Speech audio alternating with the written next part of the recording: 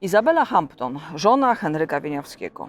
Nie wiem, czy słyszał pan, że pragnę w maju ożenić się z pewną młodą Angielką, w której jestem bardziej zakochany, aniżeli w najpiękniejszym Stradivariusie czy Guarnerim. Tak pisał Henryk Wieniawski w listopadzie 1859 roku do swojego brukselskiego impresaria. W kwietniu tegoż roku Antoni Rubinstein, dobrze nam już znany z innych opowieści przyjaciel Henryka Wieniawskiego, wprowadził go do arystokratycznego londyńskiego domu rodziny Hamptonów. Muzycy przebywali wówczas w Londynie na tournée. No i cóż, tam ujrzał Izabelę, córkę państwa Hamptonów. Zdaje się, że była to miłość od pierwszego wejrzenia. Sprzyjała im matka Izabeli, ale pan domu, ojciec rodziny, arystokrata zacny i szanowany, nie za bardzo upatrywał w Henryku Wieniawskim swojego zięcia. Z tą historią związana jest bardzo piękna legenda.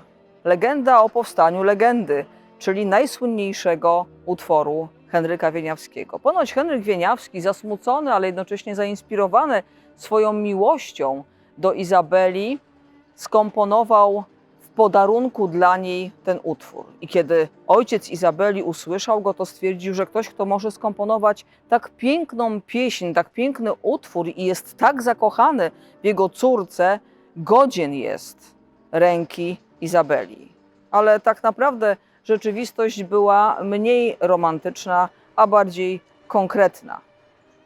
Ojciec Izabeli postawił Henrykowi dwa podstawowe warunki.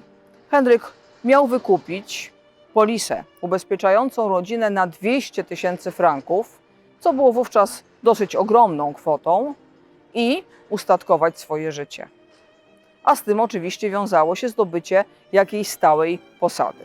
Henryk niezwłocznie udał się do Petersburga i, jak już wiemy z naszych poprzednich opowieści, rzeczywiście zakontraktował tam swoją posadę solisty teatrów petersburskich.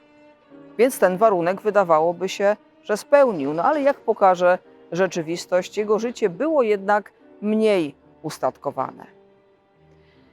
Kiedy spełnił ten warunek, ojciec Izabeli zgodził się i młodzi mogli wziąć ślub.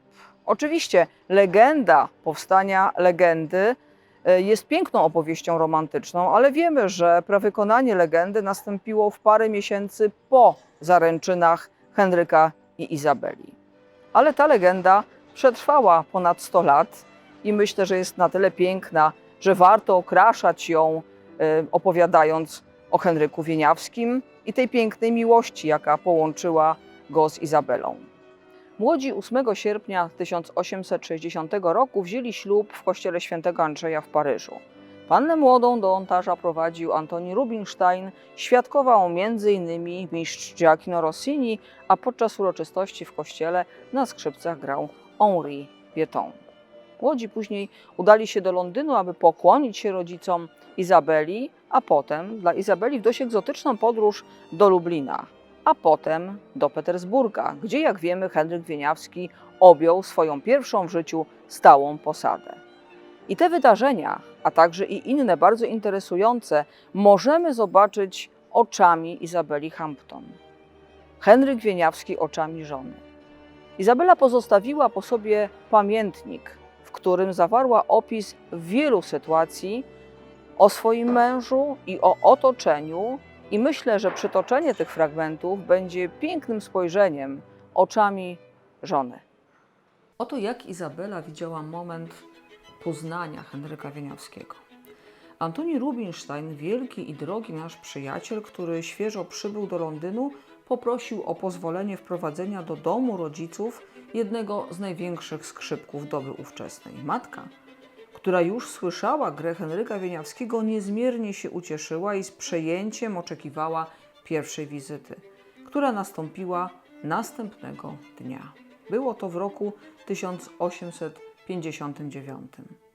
Ponieważ te wspomnienia nie są pisane przeze mnie w formie powieści, powiem tylko, nie wchodząc w szczegóły, że powstała między nami wzajemna sympatia.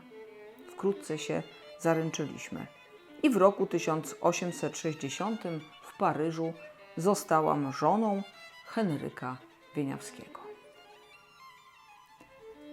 Jak wspomina Izabela, sam ślub i podróż do Lublina.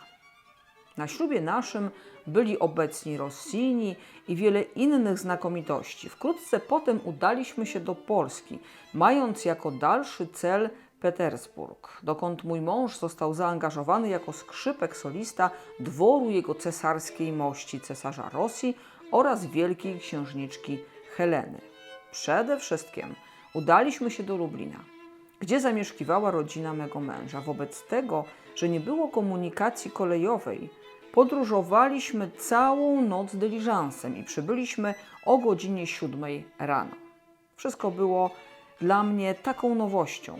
Mowa, ubiory, odmienne typy, że zapomniałam o zmęczeniu i swoim nieporządnym wyglądzie.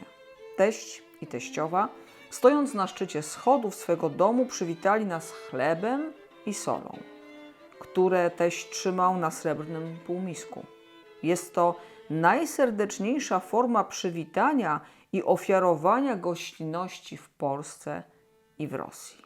Teraz troszkę o polskiej duszy i polskim charakterze. Oczywiście oczami Izabeli. Muszę przyznać, że Polacy mają w sobie ogromnie dużo entuzjazmu i impulsywności. Dla przykładu, mój mąż dawał koncert w teatrze. Rodzice jego przyjechali w tym czasie do Warszawy i ja wybrałam się na koncert razem z nimi. Po koncercie i burzliwych owacjach i licznych bisach część słuchaczy wstała i odwróciła się do loży, którą zajmowaliśmy. Reszta poszła za ich przykładem i nastąpiła długa i serdeczna owacja na cześć rodziców artysty. Przyznać się muszę, że byłam dumną i płakałam.